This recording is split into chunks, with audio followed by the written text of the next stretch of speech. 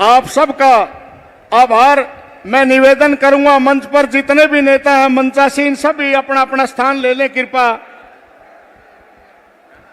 मंचासीन सभी नेता अपना अपना स्थान ले लें और मैं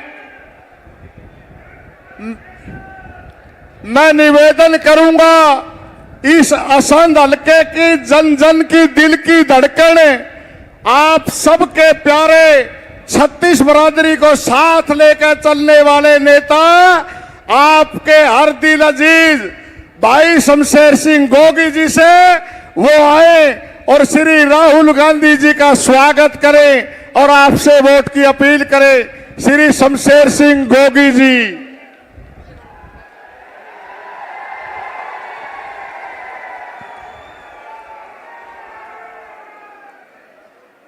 आज देश के सबसे बड़े नेता हमारे अपने प्रिय नेता श्री राहुल गांधी जी असंध में आए हैं और असंध की जनता पे जो विश्वास यहां से इस इलेक्शन की कैंपेन का शुरुआत करके उन्होंने किया है, उसके लिए असंध की जनता की तरफ से मैं उनका आभार व्यक्त करता हूं। आप सब ने राहुल जी का विश्वास जो है उसको कायम रखना है और पूरे हरियाणा के अंदर हाथ के पंजे को अपना कैंडिडेट मान के हाथ के पंजे को जिताना है। और मैं आपका स्वागत करते हुए सभी सम्मानित मंच सभी नेतागण, मैं राहुल जी एक बात आपको बताना चाहता हूं। राजीव गांधी जी के साथ मैंने काम शुरू किया था और आपके साथ जाके परवान चढ़ा है। मैंने कांग्रेस की सेवा किया, उसका आपने मुझे अवार्ड दिया है, रिवार्ड दिया है, उसके लिए भी मैं आपका धन्यवाद करता हूं और असंध की धरती पे आपका बहुत बहुत स्वागत करता हूं। असंध के लोग आज आपके प्यार में यहां खड़े हैं और पूरे हरियाणा के लोग आपके साथ चलेंगे। बहन कुमारी शैलजा जी, भूपिंदर सिंह हुड्डा जी, उदय भान जी, सभी जो नेता का नाय है सभी का मैं स्वागत करता हूं। जय हिंद, जय भारत। मैं निवेदन करूंगा आप सबके जाने पहचाने आप सबकी दिल की धड़कन चौधरी वीरेंद्र सिंह जी से। चौधरी वीरेंद्र सिंह जी आए और आप हमारे नेता आप सबके जन जन के नेता राहुल गांधी जी का स्वागत करेंगे।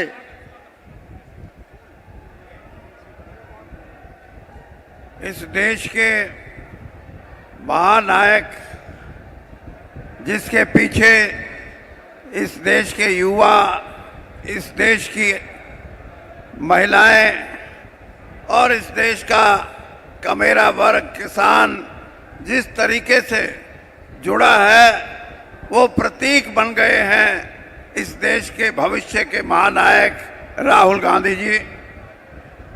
बीच में हरियाणा प्रदेश कांग्रेस के अध्यक्ष उदय भान जी, हमारे विपक्ष के नेता भूपेंद्र सिंह जी और हमारी बहन और एक बड़ी राजनीतिक सोच के साथ जो कई बार नेतृत्व किया है, चाहे सिरसा का लोकसभा है और चाहे अंबाला का, बहन शैलजा जी और मंच पे बैठे अनेक नेतागण और यहाँ से चुनाव लड़ रहे हर करीब करीब के क्षेत्र से आए कांग्रेस के प्रत्याशी और मेरे सामने बैठे इस हरियाणा की तकदीर और तस्वीर बदलने के लिए इंतजार कर रहे ये मेरे हजारों साथी कि 5 तारीख कब आए और कब हम फैसला करें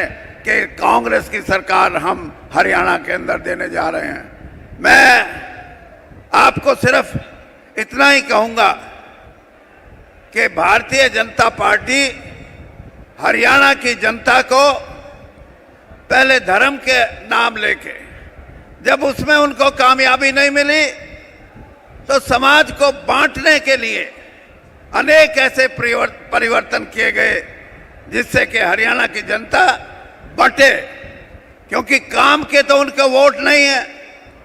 वो दूसरा रास्ता उन्होंने यही अख्तियार किया कि कोई ऐसा हम इंतजाम करें कि हरियाणा की जो सदियों पुराना हमारा भाईचारा है, हमारा आपस में सद्भाव और प्रेम है, सहिष्णुता की हमारी हमेशा नीति रही है, उस समाज को बांटने का काम उन्होंने करने की कोशिश की। लेकिन मैं आप सब भाइयों को बधाई देता हूं कि भाई शमशेर सिंह गोगी जो पिछली बार चुनाव जीते थे कांग्रेस से, उनकी कार्यशैली से और उनको आगे बढ़ाने की नीयत से उनको दोबारा चुनाव में विजयी बनाने के लिए आप यहां बड़ी तादाद में आए हैं। और ये इस बात का प्रतीक है राहुल जी, ये चुनाव क्षेत्र ऐसा है जिसमें हर बिरादरी की, किसी की 10,000, किसी की 15,000, किसी की 20,000, किसी की 25,000, ऐसा असंध का चुनाव क्षेत्र है जो हमारी अनेकता में एकता का प्रतीक है। इसलिए आपसे ये गुजारिश है कि राहुल जी के नेतृत्व में हरियाणा में जो चुनाव होगा वो हरियाणा का नेतृत्व राहुल जी के लिए एक शक्ति के रूप में इस देश में, इस राजनीति के अंदर भावी परिवर्तन करने के लिए, और जो ताकतें हमारे सद्भाव को तोड़ना चाहती हैं, हमारे भाईचारे को तोड़ना चाहती हैं, उनको करारी हार देंगे आप, ये मेरा विश्वास है। धन्यवाद। धन्यवाद चौधरी साहब। मैं निवेदन करूंगा, हरियाणा के दिल की धड़कन आप सबकी नेता बहन कुमारी शैलजा जी से वो आए और आपसे वोट की अपील करें। श्री राहुल गांधी जी का स्वागत भी करेंगे बहन कुमारी शैलजा जी।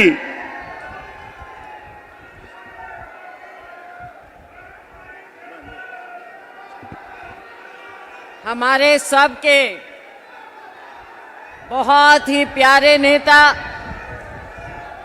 बहुत ही आदरणीय लोकसभा में नेता प्रतिपक्ष, हमारे पूर्व अध्यक्ष माननीय श्री राहुल गांधी जी, मंचासीन हमारे सभी सम्मानित नेतागण, श्री भूपेंद्र सिंह हुड्डा जी, श्री उदय भान जी, श्री चौधरी बीरेंद्र सिंह जी, यहाँ से हमारे बहुत ही लोकप्रिय प्रत्याशी शमशेर सिंह गोगी जी, हमारे अन्य सभी सम्मानित मंचासीन साथीगण, मीडिया के हमारे साथी, और यहाँ पर इतना बड़ा, इतना भारी जन सैलाब, मेरे सभी बहुत ही सम्मानित बुजुर्गों, मेरी बहुत ही प्यारी प्यारी बहनों और नौजवान साथियों, ज़्यादा समय नहीं लूँगी।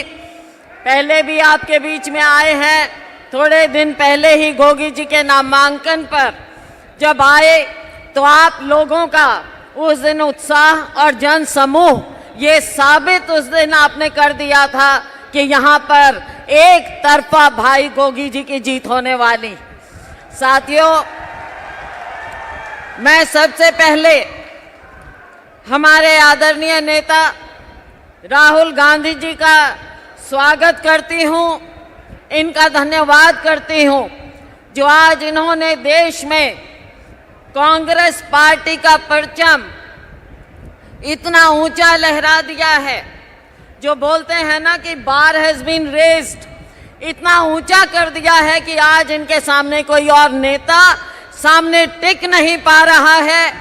और उसकी मिसाल आपने लोकसभा में देखी कि जब राहुल गांधी जी खड़े हुए बोलने के लिए, आपकी आवाज को उठाने के लिए, तो माननीय प्रधानमंत्री जी नरेंद्र मोदी जी न जाने 10 बार खड़े होकर इनके बीच में बोलने का प्रयास कर रहे थे।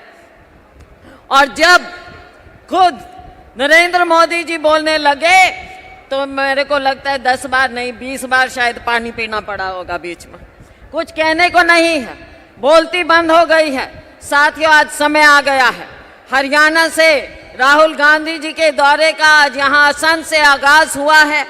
इनका दिल की गहराइयों से मैं स्वागत करती हूँ और मैं अपील करती हूँ हरियाणा में जो 10 साल का कुशासन भारतीय जनता पार्टी द्वारा थोपा गया, धोखे से राज किया गया आपके ऊपर, आज समय आ गया है उसका बदला चुकाने का। मेरा किसान, मेरा मजदूर, मेरा गरीब भाई, 36 बिरादरी, चाहे वो छोटा दुकानदार हो, सभी लोग आज आप इस इंतजार में हैं और ये इंतजार की घड़ियां खत्म हो रही हैं। 5 तारीख को चुनाव हो रहा है। आप सभी से अपील है कि आपने यही उत्साह उस दिन दिखाना है और हरियाणा में कांग्रेस पार्टी की सरकार लानी है और यहाँ से भाई शमशेर गोगी जी को आपने भारी बहुमत, रिकॉर्ड मतों से जिताना है और हमारे सभी प्रत्याशियों को जिताना है। आपका बहुत बहुत धन्यवाद। जय हिंद। धन्यवाद बहन जी। मैं निवेदन करूंगा हरियाणा के पूर्व मुख्यमंत्री और आप सबके दिल की धड़कन चौधरी भूपेंद्र सिंह हुड्डा जी से, वो आए। हुड्डा साहब राहुल जी का स्वागत करेंगे। हुड्डा साहब।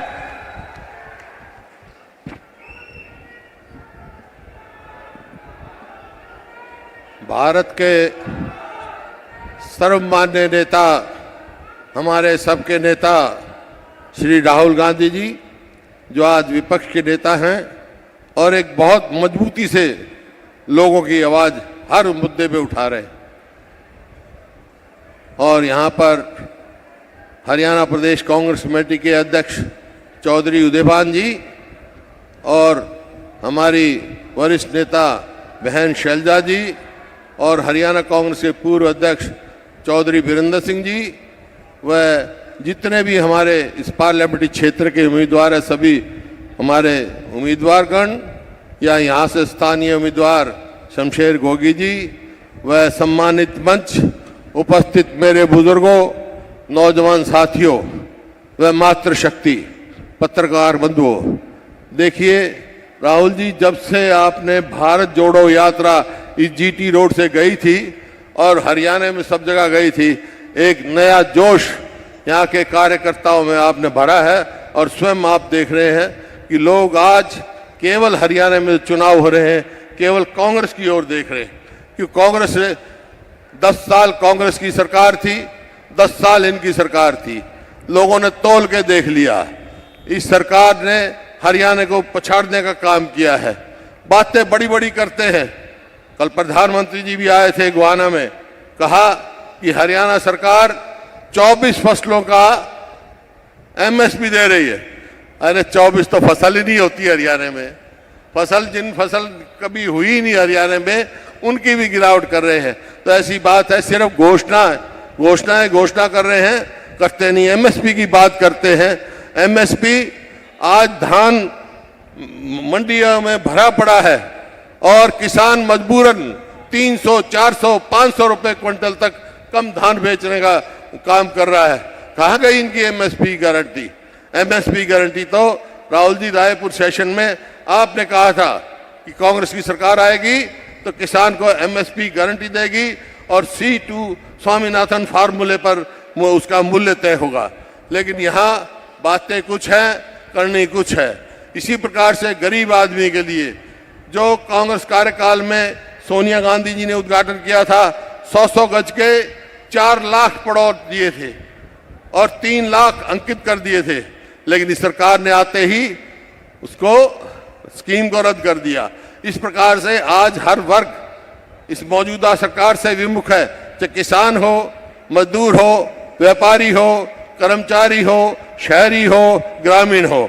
आज सिर्फ कांग्रेस की ओर और आपके नेतृत्व देख रहा है। मैं आभारी हूं आपका राहुल जी, जिस मजबूती से आप किसान के स्वामीनाथन C2 की फार्मूले की आवाज उठा रहे हो। और मैं समझता हूं जिस तरह हरियाणा के और पंजाब के लोगों ने इस सरकार को 3 काले कानून वापस लेने को मजबूर किया था, इसी प्रकार से जो आपके साथ हम लग के आप जो आवाज उठा रहे हो, C2 स्वामीनाथन फार्मूले पर एमएसपी देने का काम करेंगे, हम मजबूर करेंगे सरकार को।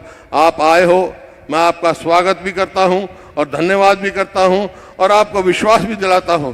आज कांग्रेस के पक्ष में हरियाणा में लहर चल रही है कांग्रेस आ रही है, भाजपा जा रही है। और ये शुरुआत आपकी भारत जोड़ो यात्रा से हुआ, फिर हाथ से हाथ जोड़ो यात्रा से हुआ। इन्हीं शब्दों के साथ आप सब आए। आपका भी धन्यवाद और राहुल जी का भी मैं बहुत शुक्रगुजार हूं कि उन्हें इतना समय दिया। बहुत बहुत धन्यवाद। जय हिंद। धन्यवाद हुड्डा साहब। मैं निवेदन करूंगा हरियाणा प्रदेश कांग्रेस कमेटी के अध्यक्ष चौधरी उदय भान जी से, वो आए और श्री राहुल गांधी जी का स्वागत करेंगे। चौधरी उदय भान जी।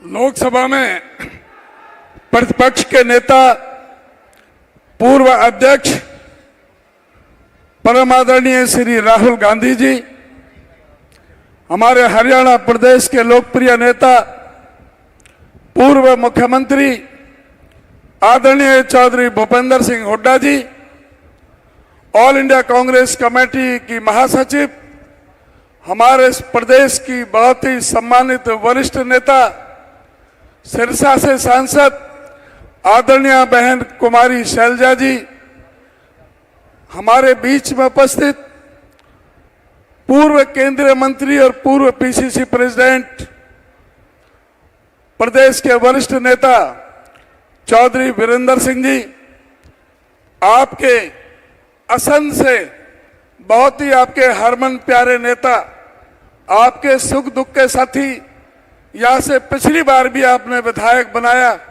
आदरणीय श्री शमशेर सिंह गोगी जी, हमारे बीच में सभी उपस्थित सभी सम्मानित मंच और मेरे सभी सम्मानित पूजा के बुजुर्गों, नौजवान दोस्तों, मेरी सभी माताएं बहनें, काफी समय से आप इंतजार कर रहे हैं। सबसे पहले मैं धन्यवाद करना चाहूंगा और आभार प्रकट करना चाहूंगा माननीय श्री राहुल गांधी जी का, हरियाणा प्रदेश कांग्रेस कमेटी की तरफ से उनका हार्दिक अभिनंदन करता हूं, मैं उनका हार्दिक स्वागत करता हूं। आज वो हमारे बीच में हमारा मार्गदर्शन करने के लिए, हमारा उत्साह वर्धन के लिए, अपना अपील करने के लिए वोट के आए हैं। आदरणीय राहुल गांधी जी, जो इस देश के आज दलित के, पिछड़े के, अल्पसंख्यक के, किसान के, मजदूर के, गरीब आदमी के आज एक तरह से आवाज बनकर के सारे देश में जो उभरे हैं, और उन्होंने जिस तरह से सारे मुद्दे जनता के सामने रखे हैं, आदरणीय राहुल गांधी जी का मैं बार बार नमन करते हुए आप हरियाणा प्रदेश की धरती पर पधारने पर उनका हार्दिक स्वागत करता हूं। और आपसे केवल चंद शब्दों में यह निवेदन करना चाहूंगा, आज समय आ गया है आपको निर्णय लेने का। आज तराजू आपके हाथ में है। आज आपने देखना है कि किस तरह से किसानों को 13 महीने तक यहाँ पर बैठा रहा, किस तरह से सड़कों पर उनको किस तरह से अपमानित होना पड़ा, किस तरह से उनको तरह तरह से अपमानित करने का काम किया गया। आपके ही इसी करनाल में इन्हीं पूर्व मुख्यमंत्री खट्टर जी ने कहा था कि किसान बगैर सर फूटे एक भी नहीं जाना चाहिए। आज 700 से ज्यादा जो किसानों ने अपने प्राणों का बलिदान दिया है, आज वो आपके फैसले की तरफ देख रहे हैं। मैं आपसे कहना चाहूंगा, आज आपको वोट की चोट से बदला चुकाना है। हमारी उन महिला पहलवानों के लिए जो मजबूर हुई थी अपने न्याय के लिए जंतर मंतर पर बैठने के लिए, उनको न्याय नहीं मिला। सुप्रीम कोर्ट के इंटरवेंशन से उनकी एफआईआर दर्ज की गई। आज आवश्यकता है पूछने की कि हरियाणा हिंदुस्तान में नंबर 1 बेरोजगारी में क्यों है? आज इस प्रदेश की अर्थव्यवस्था क्यों चौपट होकर के रह गई है? 70,000 करोड़ का कर्जा आज 4.5 लाख करोड़ का किस तरह से कर्जा हो गया? आज ये पूछने की आवश्यकता है क्यों हरियाणा के अंदर 30 से ज्यादा बार पर्चे लीक हुए हैं? स्टाफ सिलेक्शन कमीशन के चेयरमैन और 8 अधिकारियों को क्यों सस्पेंड होना पड़ा? एचपीएससी के अधिकारी करोड़ों करोड़ों की रिश्वत लेते हुए क्यों पकड़े गए? आज ये पूछने की जरूरत है कि कौशल विकास रोजगार निगम जो एक भ्रष्टाचार का अड्डा बन गया, जिसमें कोई भी मेरिट नहीं, कोई रिजर्वेशन नहीं, संविधान की भी घोर अवहेलना की गई है। उसमें ना शेड्यूल कास्ट के लिए, ना बैकवर्ड क्लास के लिए, कोई ओबीसी के लिए, किसी के लिए कोई आरक्षण की व्यवस्था नहीं। और सरकार खुद ठेकेदार बन गई। सरकार उन हमारे नौजवानों का शोषण कर रही है। आज उनका जवाब लेने की जरूरत है।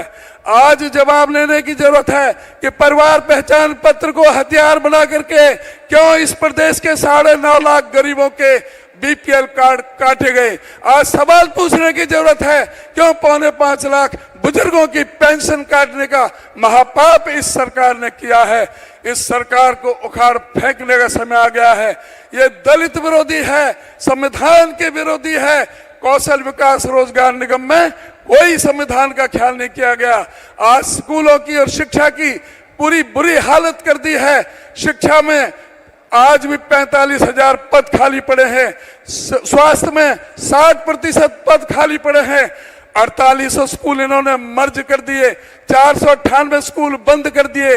उन स्कूलों में इस प्रदेश का गरीब, दलित, पीड़ित, शोषित, उपेक्षित, सर्वहारा वर्ग का वो बच्चे स्कूल में पढ़ते हैं जिनके माँ बाप सक्षम नहीं है प्राइवेट स्कूलों में पढ़ाने के लिए। ये गरीबों के विरोधी की सरकार है। इसको उखाड़ फेंकने का समय आ गया है।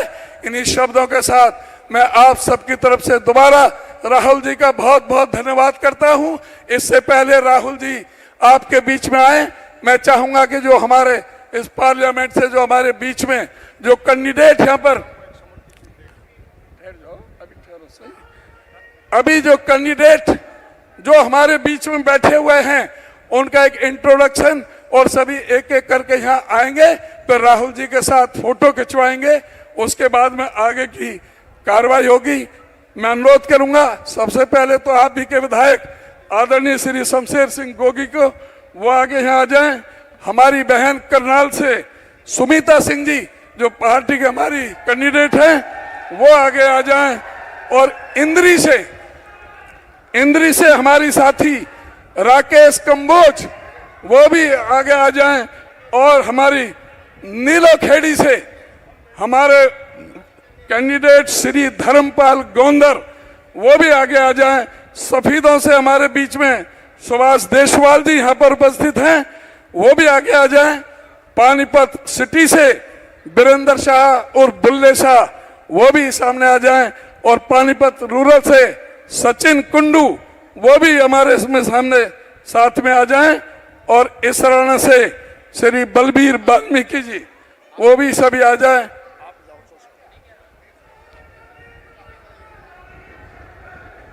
श्री राहुल गांधी कांग्रेस पार्टी,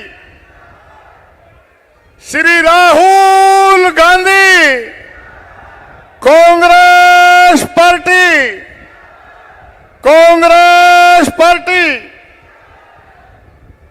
मैं निवेदन करूंगा शमशेर सिंह गोगी जी से, वो स्वर्गीय श्री राजीव गांधी जी की तस्वीर देकर के राहुल गांधी जी को वो भेंट कर रहे हैं।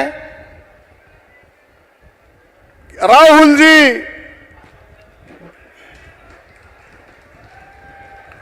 जी को राजीव जी की तस्वीर भेंट की है और एक राधा स्वामी सत्संग की किताब दी है। मैं निवेदन करूंगा इस देश की दिल की धड़कन नफरत को खत्म करके प्यार की राजनीति को देश में स्थापित करने वाले नेता श्री राहुल जी से वो है राहुल गांधी जी।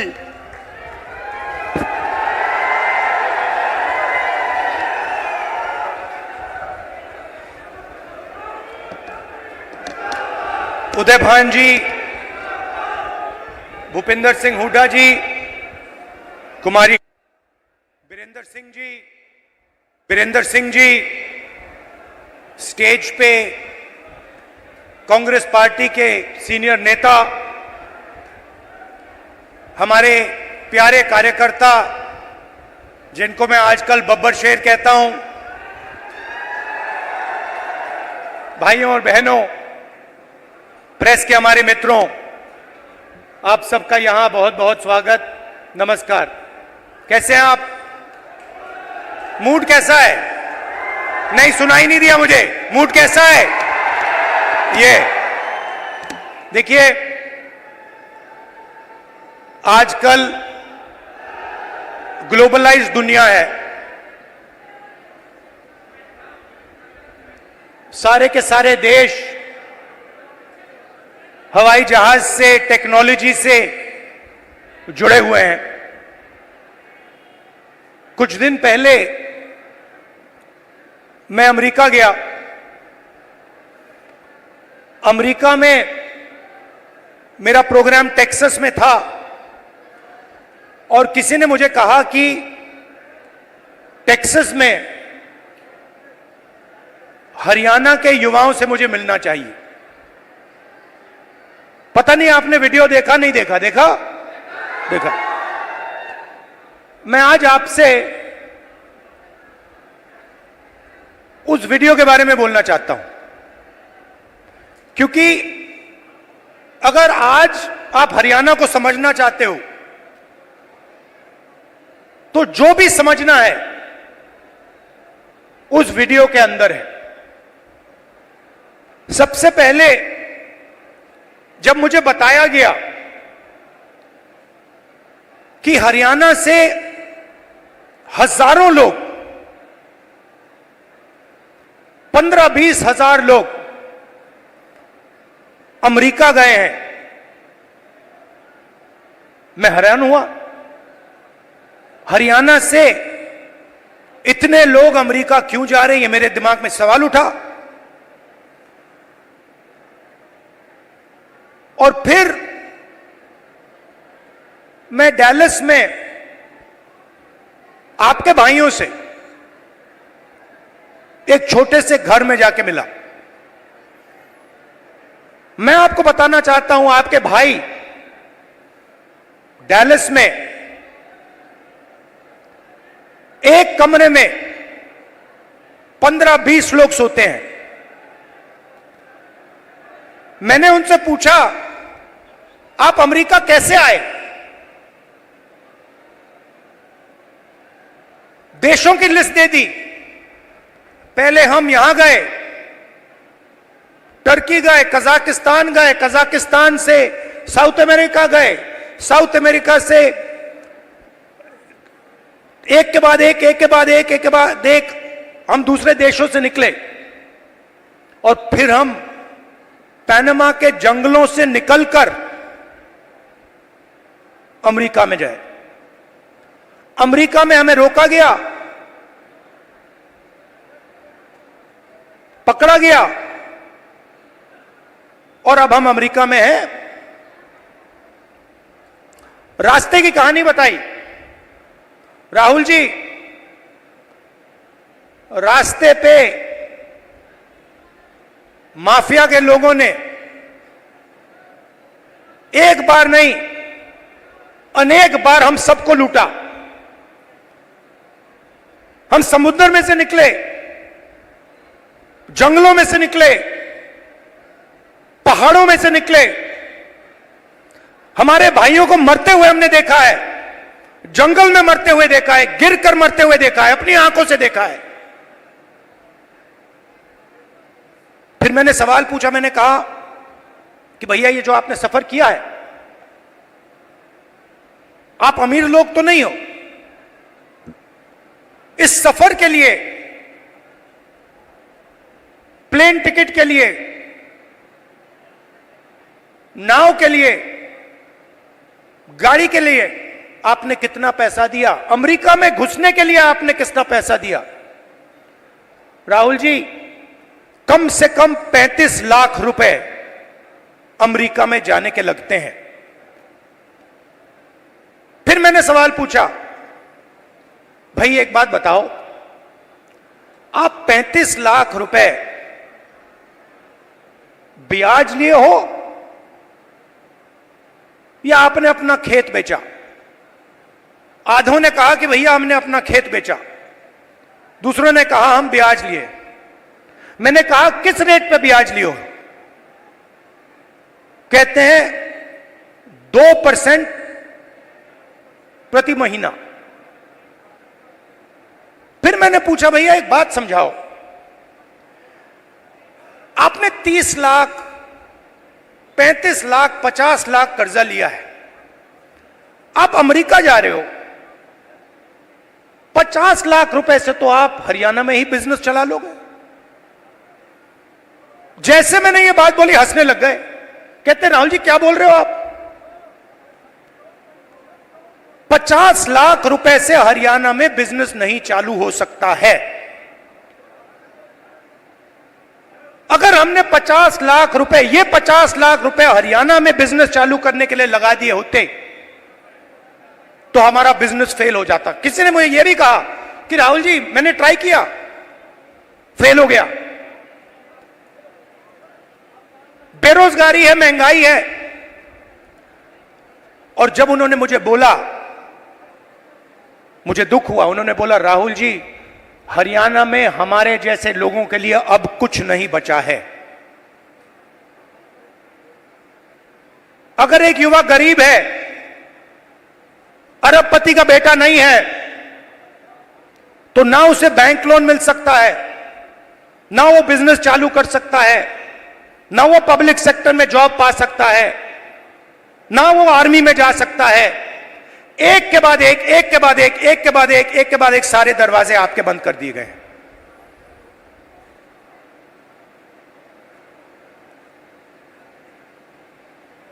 मैं जब उस घर से निकला, मैं सोच रहा था कि अगर इनकी ये हालत है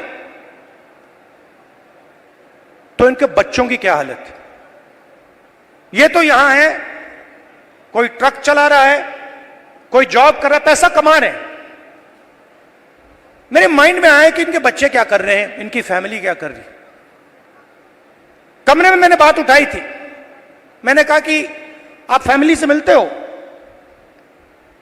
नहीं राहुल जी, हम 10 साल के लिए अपने बच्चों से नहीं मिल पाएंगे, अपने परिवार से नहीं मिल पाएंगे, हमारे माता पिता मर जाएंगे मगर हम वापस नहीं जा पाएंगे। और फिर एक व्यक्ति ने मुझे कहा राहुल जी एक काम कीजिए, जब आप वापस हिंदुस्तान जाएंगे तो आप 5 मिनट के लिए हमारे परिवारों से मिल लीजिए और उनको कह दीजिए कि हम ठीक हैं, हम सलामत हैं। मैंने उनसे कहा कि भाई बताओ, आपके पास तो मोबाइल फोन तो होगा, वीडियो कॉल करते होगे, तो उनको तो मालूम होगा। वो मुझे कहते हैं नहीं राहुल जी, वो मानते नहीं है, हम वीडियो फोन पे कॉल करते हैं और हमारे बच्चे मानते नहीं है कि हम ठीक हैं। अजीब सी बात है। फिर मैं करनाल गया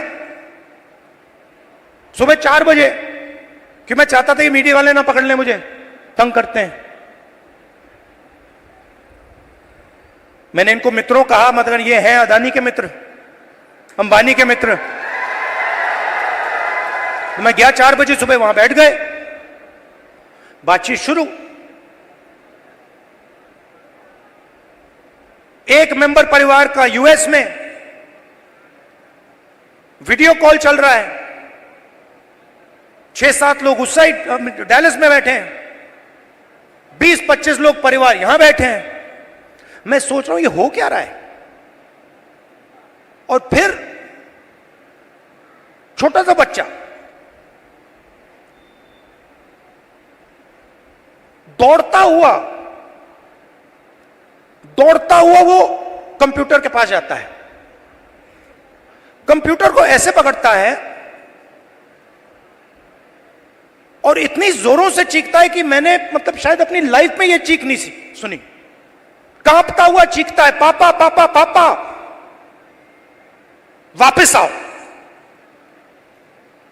और पिता कुछ नहीं कह पाता है।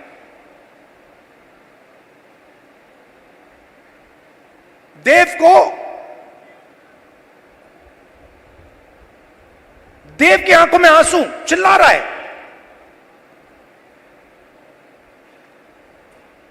और पिता हजारों किलोमीटर दूर मुस्कुराने की कोशिश कर रहा है, नहीं मैं ठीक हूं। किसी ने कहा बच्चा इमोशनल हो गया। मैंने माइंड में सोचा कि इमोशनल हो गया, इसके हर रोज सीने में छुरे लग रहे हैं। इमोशनल शब्द का क्या मतलब है? वो अपने पिता को 10 साल के लिए नहीं देखेगा, छू नहीं पाएगा, गले नहीं लग पाएगा। क्यों? क्योंकि हरियाणा की सरकार ने हरियाणा को नष्ट कर दिया है, खत्म कर दिया है। वो देव की चीखें नहीं थी, वो हरियाणा के हर युवा के चीखें हैं। और जब वो बोल रहा था, मैं सोच रहा था कि इलेक्शन सब कुछ ठीक है,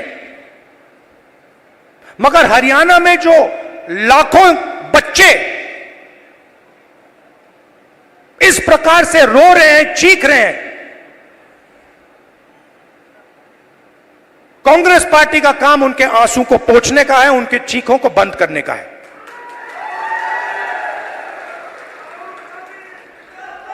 अब देव रो क्यों रहा है, यह मैं आज आपको समझाना चाहता हूं।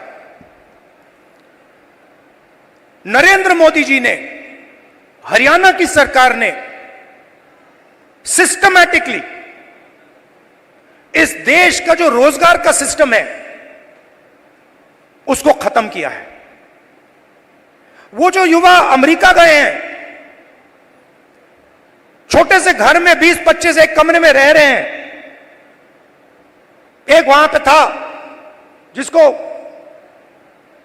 एक्सीडेंट हो गया, चल नहीं पा रहा है। उसकी मां मुझे कहती है, राहुल जी मैं तो बेटे से मिलना चाहती हूं। मैं कहना नहीं चाहता था, कैसे मिलोगी? वो 10 साल के लिए वापस नहीं आ सकता। तो बच्चे चिल्ला रहे हैं, माताएं चिल्ला रही हैं, पूरा परिवार चिल्ला रहा है। क्यों? क्योंकि हरियाणा में रोजगार नहीं। नरेंद्र मोदी क्या करते हैं? काले कानून लाते हैं। जो है आपके पास, जो आप पूरे देश को देते हो, वो भी छीनने की कोशिश कर रहे हैं। कल मैं जम्मू कश्मीर गया, वहां पे कंप्लेंट आ रही है, भैया हमारा सेब का पूरा बिजनेस ठप हो गया, अदानी जी को दे दिया है। हिमाचल में सेब का बिजनेस अदानी को जाता है, यहां पे आपको सही दाम नहीं मिलता है, स्टोरेज कंटेनर उनके। सारी की सारी प्लानिंग 10-15 लोगों के लिए होती है। हरियाणा के किसानों का कर्जा माफ नहीं होगा, आपको सही एमएसपी नहीं मिलेगी, मगर 25 अरबपतियों का 16 लाख करोड़ रुपया कर्जा माफ होगा। और आप देखते रहोगे कि भैया हो क्या रहा है। यह प्रदेश जो पूरे देश को भोजन देता है, यहां हो क्या रहा है।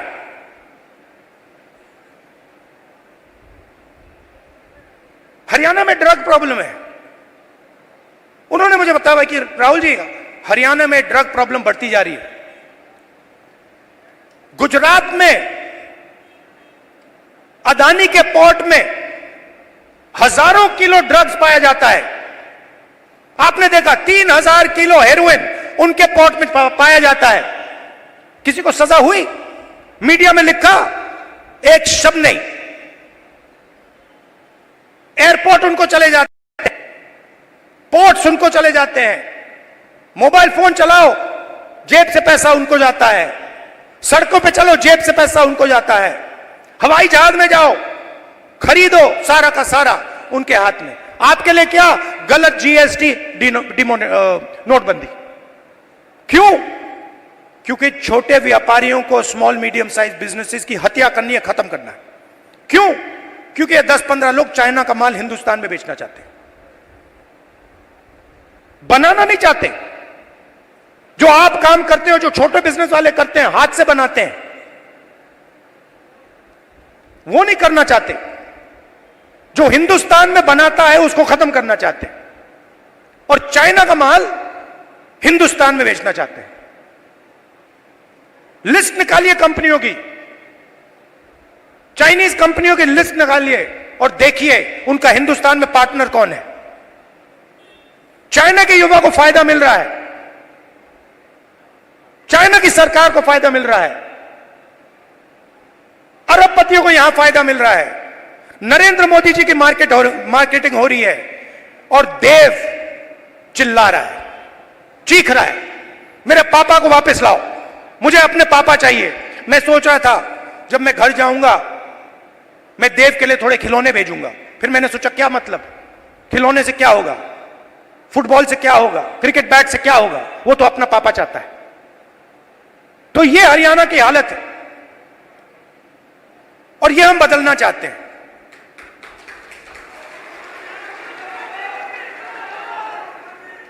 यहां पे स्टेज पे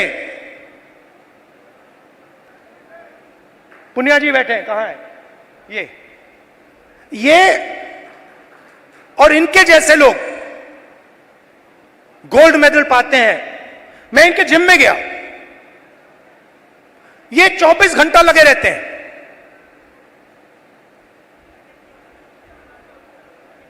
24 घंटा क्यों? गोल्ड मेडल चाहिए। क्यों? हरियाणा का नाम रोशन करना, हिंदुस्तान का नाम रोशन करना है। पूरी दुनिया में हम चाहते हैं कि हरियाणा का नाम जाए, हिंदुस्तान का नाम जाए। गोल्ड मेडल हम अपने लिए नहीं लेते हैं, गोल्ड मेडल हम हिंदुस्तान के लिए लेते हैं। इन्होंने कहा मुझे, इसने कहा, वो भी 4 बजे सुबह। इनका क्या किया?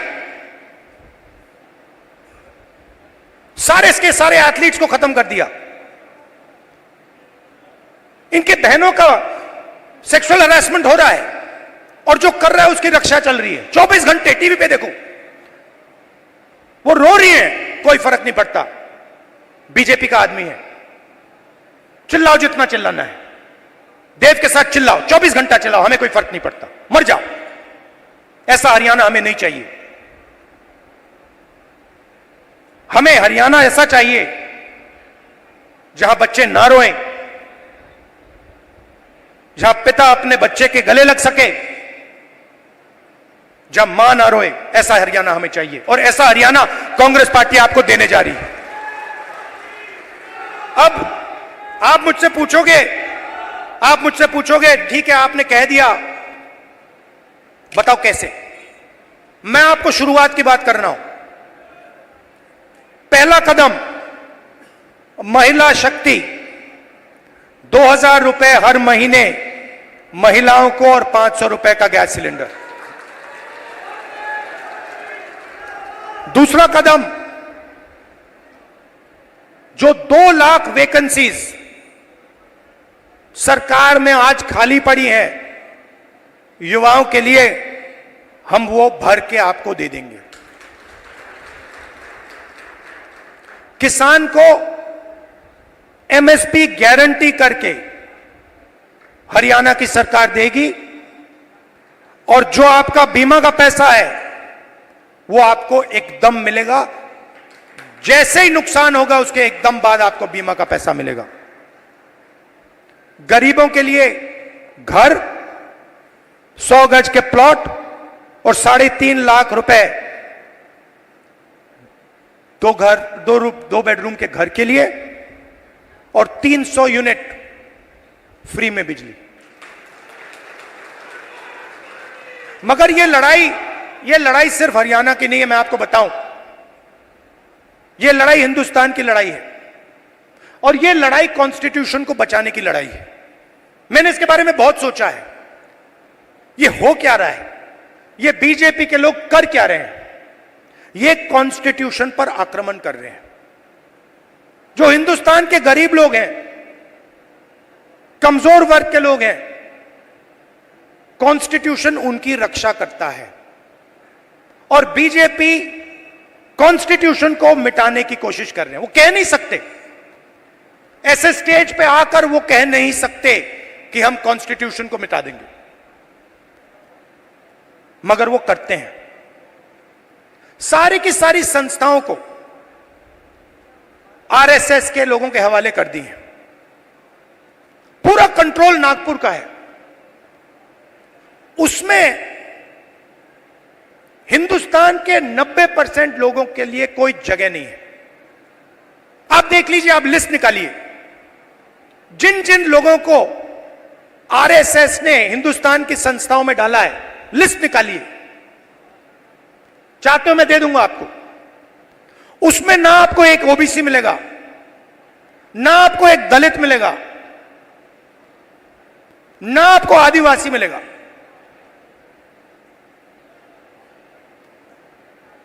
तो खोखला कर रहे हैं देश को।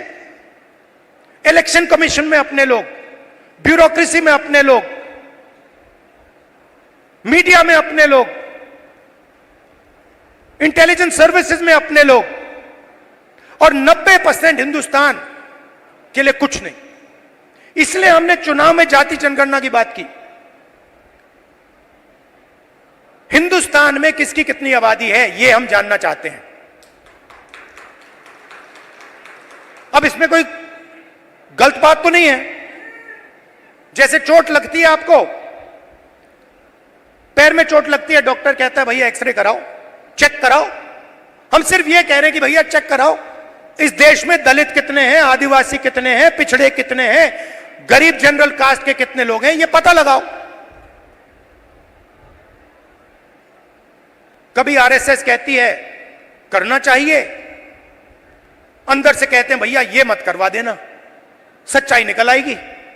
सच्चाई क्या है कि 90% लोगों के पास कुछ है ही नहीं। 250 सबसे बड़े बिजनेसेस देख लीजिए, लिस्ट निकालिए, उनकी मैनेजमेंट की लिस्ट निकाल लीजिए, उनके सीईओज की लिस्ट निकाल लीजिए, ओनरशिप जिसके हाथ में, उनकी लिस्ट निकाल लीजिए।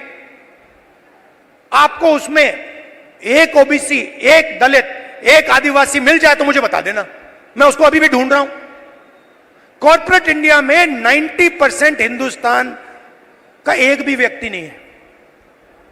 गरीब जनरल कास्ट भी वहां आपको नहीं दिखेगा। सिलेक्ट लोग हैं। अदानी जी का बिजनेस है, हजारों बिजनेस उससे कनेक्टेड हैं। वो सारे के सारे कोई ना कोई परिवार का आदमी है। भाई कुछ करता है, बहन कुछ करती है, फैमिली बिजनेस है। ऐसे ही बिजनेसेस है। 250 में से आप मुझे नाम दे दो दलित का, आप नाम दे दो आदिवासी का, आप नाम दे दो पिछड़े का, नहीं है। ब्यूरोक्रेसी में देखो, हिंदुस्तान की सरकार को 90 लोग चलाते हैं, सेक्रेटरी कहलाते हैं। 3 दलित हैं, आबादी 15%, 90 में से 3।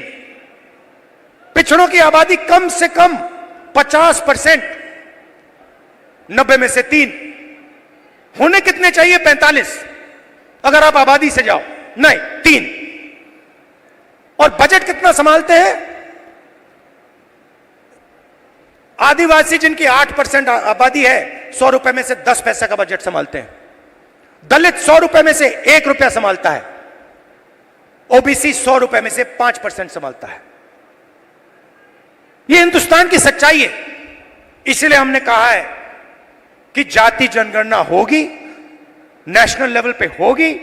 और मैंने कहा है मोदी जी के सामने पार्लियामेंट हाउस में, आप करो ना करो, मैं इसको इसी हाउस में पास करवाऊंगा, आपके मुंह के सामने करवाऊंगा। तो ये हरियाणा की रियलिटी है। और ये क्या करते हैं? बांटने का काम करते हैं। मीडिया वाले 24 घंटे लगे रहते हैं। एक जात को दूसरी जात से लड़ा दो, एक धर्म को दूसरे धर्म से लड़ा दो, और पूरा का पूरा फायदा अदानी को पहुंचा दो। हरियाणा एक साथ लड़ेगा, सबकी सरकार बनेगी, खुशी से बनेगी। चुनाव में कांग्रेस पार्टी स्वीप करने जा रही है, स्वीप करने जा रही है, आंधी आ रही है। और हम सब की सरकार बनाएंगे, किसी एक की सरकार नहीं होगी, पूरे हरियाणा की सरकार होगी। इसमें सबकी इज्जत होगी, सबकी रिस्पेक्ट होगी, सबकी जगह होगी। और मेरी जहां भी आपको जरूरत हो, कहीं भी पार्लियामेंट में आपको कुछ उठवाना हो, कुछ कहलाना हो, आप मुझे बस ऑर्डर दीजिए, राहुल जी हरियाणा आपसे यह कहलवाना चाहता है, मैं कह दूंगा वहां पे जाके। दिल का रिश्ता है, पुराना रिश्ता है। मैं आपसे यहां आके 50 झूठ नहीं बोलने वाला, वो मोदी जी का काम है। आपने 10 साल देख लिए, सुन ली उनकी बात, आमदनी दुगनी कर दूंगा, और फिर काले कानून ले आए, छोटे बिजनेसेस को फायदा पहुंचाऊंगा, नोटबंदी जीएसटी ले आए। उनका काम आप जानते हो। अब सब मिलकर एक साथ हरियाणा को खड़ा होना है, क्योंकि देव जैसे जो बच्चे रो रहे हैं, उनके आंसू पोंछने हैं, उनको खुश करना है और उनको अपने पिता के पास गले मिलने देना है। धन्यवाद। आप सब इतनी भारी ताकत से यहां पहुंचे, मैं कांग्रेस पार्टी की ओर से आप सबका यहां पहुंचने पर आभार व्यक्त करता हूं। आप सबका बहुत बहुत धन्यवाद।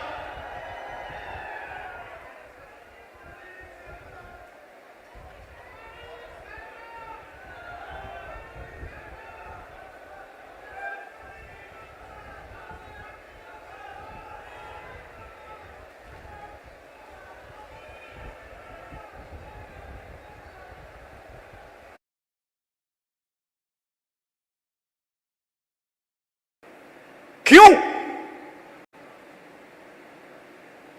क्योंकि हरियाणा की सरकार ने हरियाणा को नष्ट कर दिया है, खत्म कर दिया है।